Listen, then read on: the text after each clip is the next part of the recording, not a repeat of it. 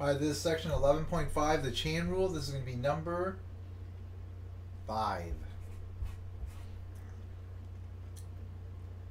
So we have a function w equals u cubed, and u is a function of t minus 1, t plus 1, and we're supposed to find dw dt when t equals 1. So using the chain rule, dw dt equals the derivative of w with respect to u, so dw du, times the derivative of u with respect to t, so du dt.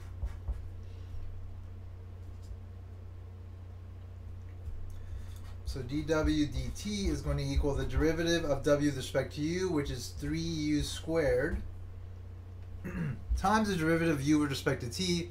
We need to use the quotient rule here.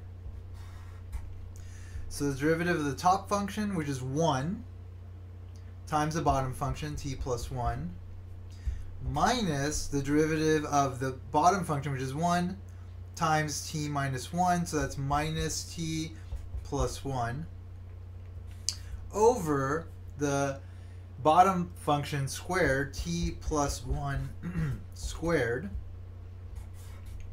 and there you have the derivative.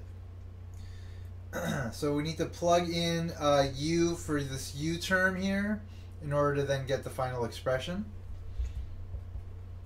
So 3 times t minus 1 over t plus 1 squared. This should have just been parentheses, but it's all good.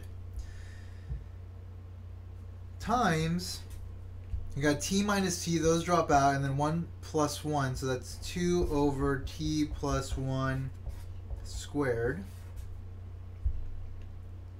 And then we're going to evaluate dw dt at t equals 1.